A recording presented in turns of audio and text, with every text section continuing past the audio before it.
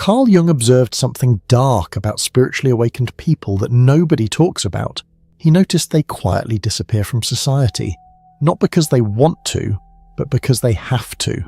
If you've been feeling more isolated since your spiritual awakening, Jung called this the burden of consciousness. And today I'm going to show you why this loneliness is actually a sign you're exactly where you need to be. See, Jung noticed a strange pattern in people who became truly conscious. At first, they tried to keep living the same life, the same routines, the same relationships, the same roles, but something inside them had changed. They couldn't unsee what they'd seen. They couldn't go back to pretending, and slowly, they began to drift, not out of arrogance, not out of rejection, but because awakening rewires the way you feel connection. It's not that you stop loving people, you just stop resonating with the illusions most relationships depend on. And so, one quiet day, you look around and realize you're walking alone. But Jung warned, this is not a mistake. It's the natural consequence of seeing the world as it really is. Loneliness isn't a punishment, it's the shadow side of clarity, and that changes everything. Jung noticed something disturbing in the people who woke up, not louder, not brighter, but quieter. They stopped fighting to be understood and started telling the truth gently. Even if no one clapped, he saw the same pattern again and again. A person becomes more conscious. At first, they try to keep the old life alive, the old friends, the old jokes, the old rhythm, but the mask doesn't fit anymore. The laugh feels borrowed, the weekend feels empty, and conversations that used to fill you now drain you, silently.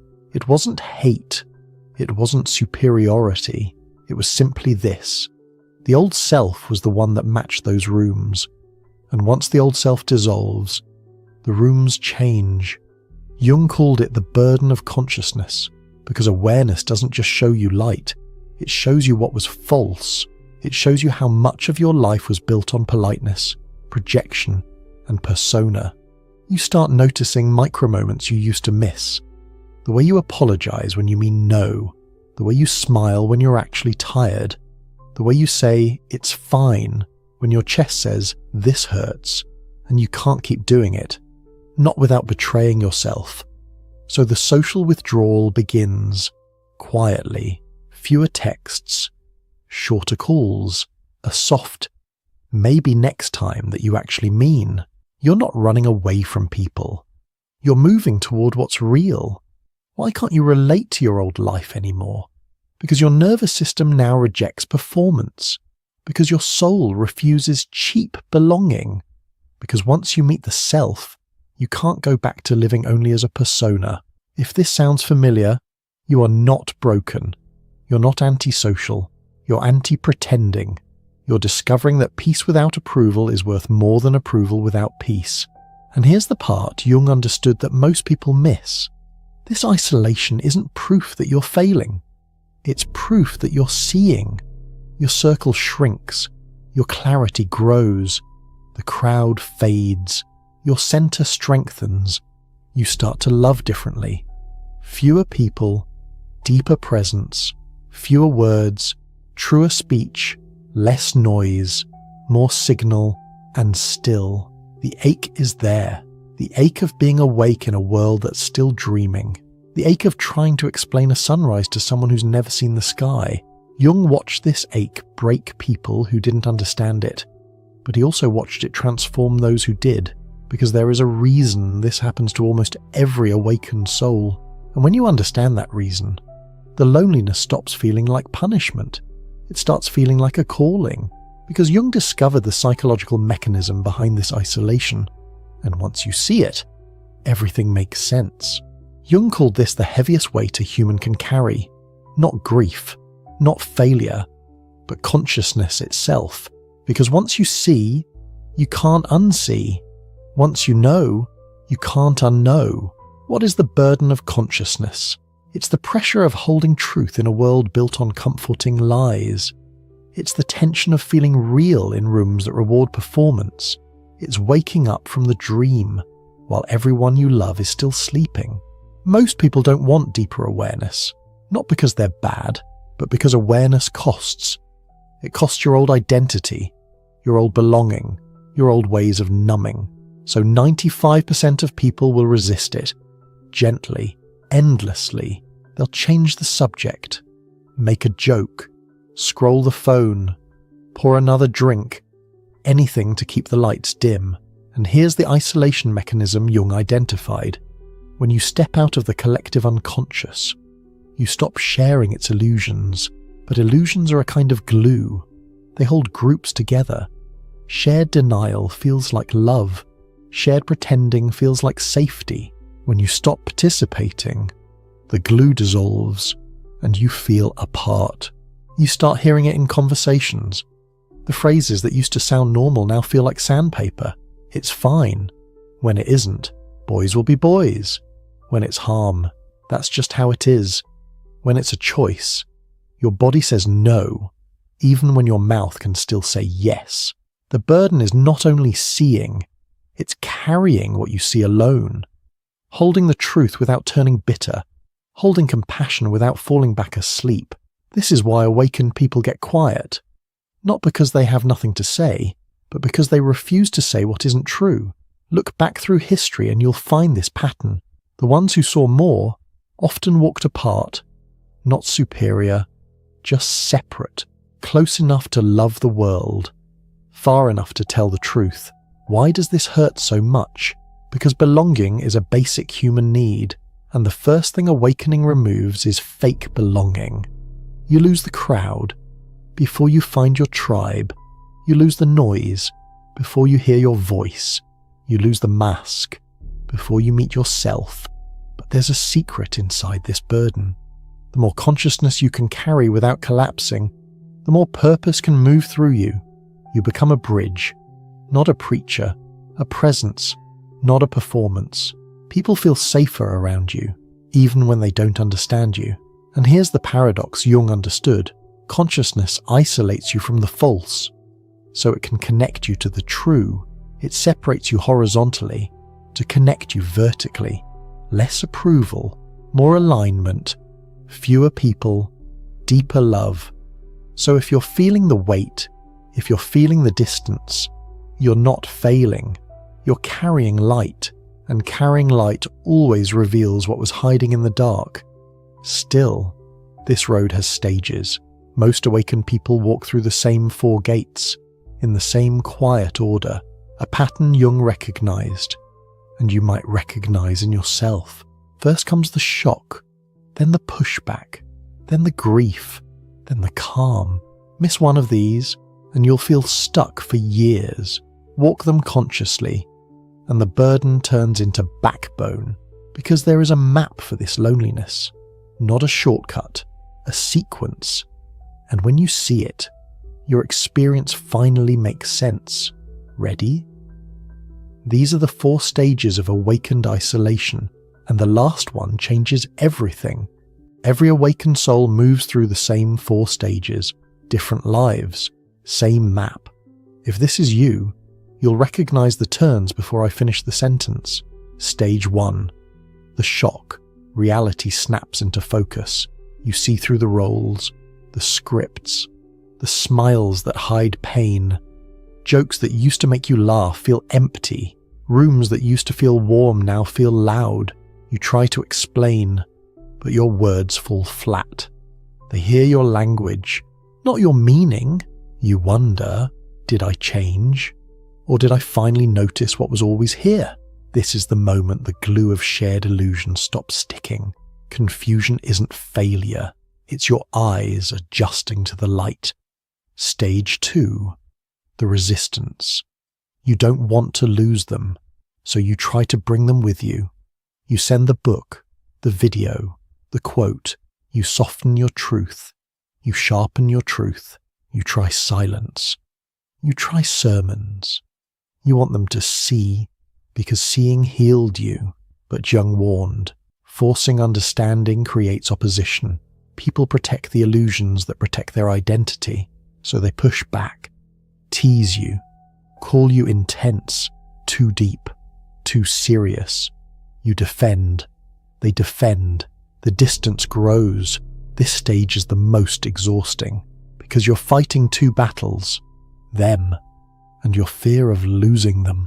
Remember this, clarity doesn't need converts. It needs courage. Stage 3, the grief. The fight drains out. The truth remains. You stop trying to convince and start letting go. Not in anger, in honor. You mourn the versions of you that kept those bonds alive. You mourn the rituals, the holidays, the inside jokes. You sit with the ache that has no villain. Tears arrive without a story. You realize you can love someone and not belong where you once did. This grief is sacred. It washes the bitterness out. It teaches you the difference between attachment and love, between needing people to mirror you and loving them as they are. Stage 4, the integration. The quiet becomes peace. Solitude stops feeling like a punishment. It becomes practice. You build a life that fits the person you actually are. Fewer plans, deeper presence. Fewer people, truer bonds. You speak simply. You listen more. You stop performing for the old crowd. You become a bridge instead of a preacher. People who are ready find you, not because you chase, but because your state communicates what your mouth doesn't. You learn new forms of belonging, in nature, in silence, in work that matters, in 1 or 2 friendships that hold truth over comfort. This is where the burden turns into backbone, where your nervous system stabilizes, and your boundaries become kind and clear. And still, there is something else, a stage Jung hinted at, that only the rarest souls reach. It doesn't have a title, because it isn't an achievement. It's a shift, beyond convincing, beyond grieving, beyond managing solitude.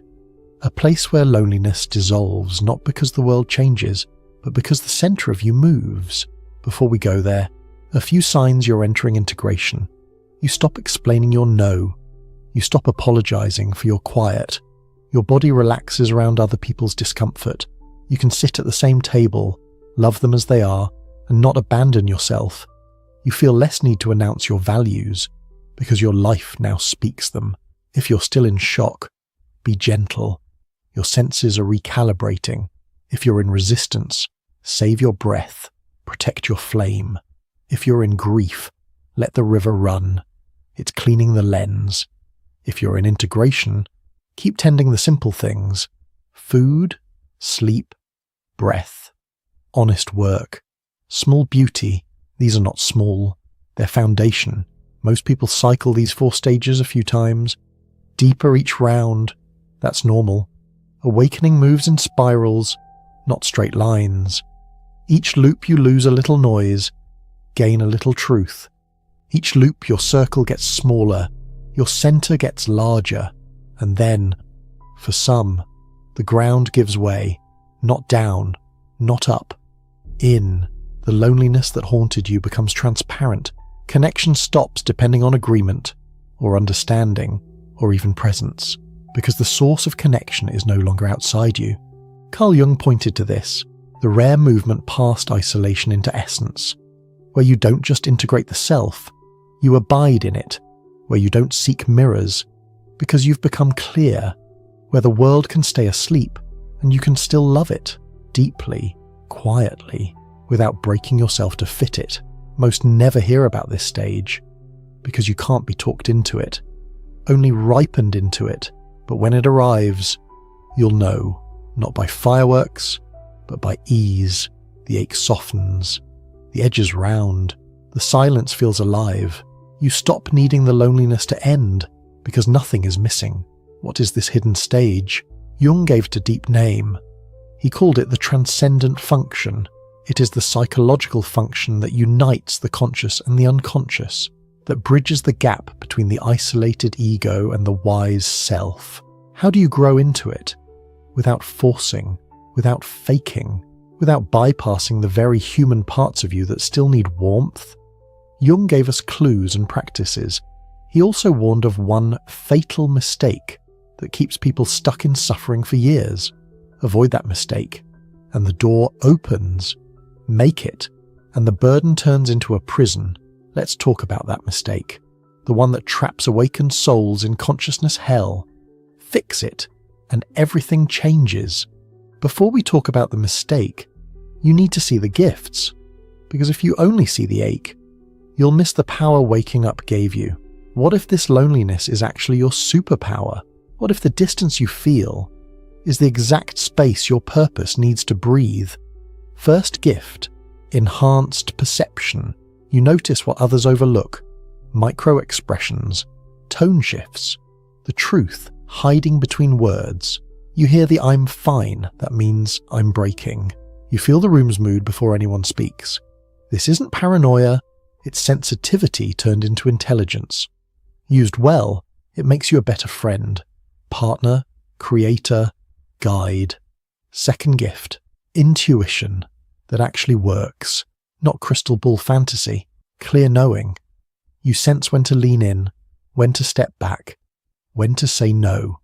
The old you needed reasons, the awake you trust signals, and life starts to align with eerie precision. The right people, the right timing, the right doors. Third gift, natural healing presence. You don't have to fix anyone. Your state does most of the work. People breathe deeper around you. They find words they've been avoiding. They leave lighter, even if you said almost nothing. This is the beginning of Jung's wounded healer. Your pain didn't make you bitter. It made you safe. Fourth gift, depth of connection. You can sit in silence without panic. You can hold a friend's tears without rushing to solve them. You can love without needing to own. Fewer relationships, richer relationships, because you're not addicted to noise anymore. You're loyal to truth. Fifth gift, universal belonging. Yes, the crowd feels far, but the forest doesn't. The night sky doesn't. The page doesn't. The canvas doesn't. You feel held by something that doesn't need your performance. Call it self, source, God, quiet. Whatever the name, the belonging is real. Sixth gift, creative clarity. When you stop spending energy on pretending, you get it back. Words flow, images arrive, solutions appear, work becomes prayer, focus becomes peace, results become byproducts. Seventh gift, boundaries without guilt, not walls, doors. You can open or close them without a speech. You say no, and your body stays calm. You say yes, and your soul doesn't flinch. These gifts don't make you special.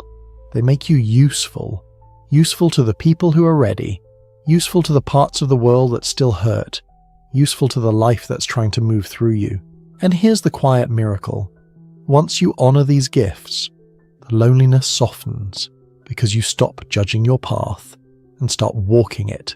You stop asking the crowd for permission and start asking truth for direction. But there's a trap right here. A beautiful, heartbreaking trap that catches almost everyone. It's the move that turns gifts into suffering, purpose into punishment, the fatal mistake, the one that keeps awakened souls stuck in consciousness hell. Make it, and you'll circle pain for years, avoid it, and the path opens with relief, ready to name it, because once you see it, you'll never step in it again.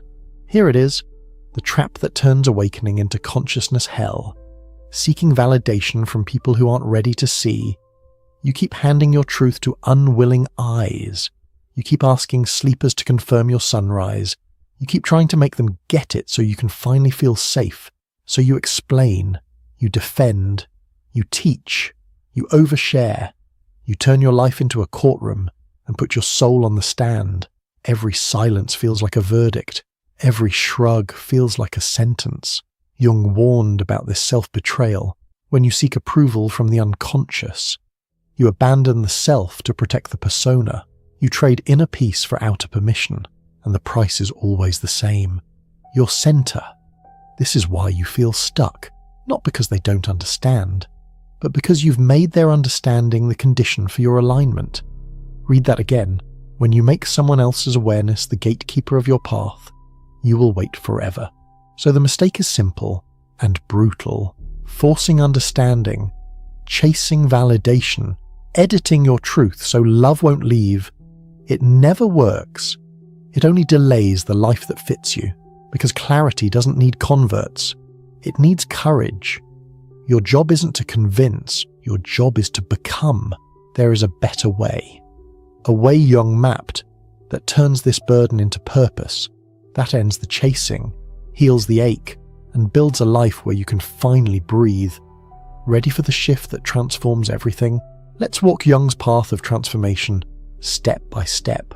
Here's the shift that transforms everything. Stop chasing understanding. Start living your understanding. This is the quiet pivot where awakening stops being an idea you talk about and becomes a life you embody. Step 1. Stop seeking unconscious validation. No more proving. No more persuading. No more begging for permission. You bless the room and walk out with your center intact. You don't harden. You halo. A soft yes to yourself. A gentle no to the performance. Approval becomes optional. Alignment becomes non-negotiable. Step 2. Build conscious connections. Not a crowd, a field. 1 or 2 people who value truth over comfort, presence over performance. You'll know them by the way your nervous system exhales around them. Conversations feel like clean water, not sugar. No performing, no fixing, just seeing. This is your true tribe. Even if it's tiny, even if it's quiet. Step 3. Turn insight into service. Jung's move from burden to purpose is practical. Take what healed you and let it flow. Write the page, record the video, check in on that friend. Build the thing you wish existed. Service doesn't drain you when it's aligned. It feeds you. Your life becomes a tuning fork, not a megaphone. People feel the note, with or without words. Step 4. Daily rituals that stabilize you.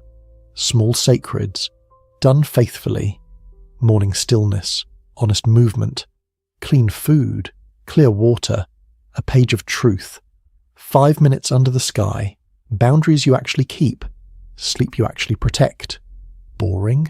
Maybe, but boring is bridging. It turns flashes of clarity into a state you can live from. Step 5. Individuation for real. This is Jung's endgame. Becoming whole, not perfect, placed, shadow integrated, persona honest, anima, animus befriended. You stop acting from fragments. You act from center. Your life fits your soul like a well-worn coat, and the old ache loosens its grip, because you're no longer split against yourself. A few signs you're on the path. You explain less and communicate more. You do less and mean more. You're kinder and clearer at the same time. You choose what is true even when it costs attention, and somehow you lose nothing that mattered. This is how the burden becomes backbone, how loneliness becomes space, how awakening stops being a wound you defend and becomes a well you drink from. No more chasing mirrors. You are the mirror. No more forcing belonging. You radiate belonging, and the right people find you in the right time for the right reasons. We're almost home. Let's land this with a quiet courage, a closing that sends you back into your life with clarity and peace.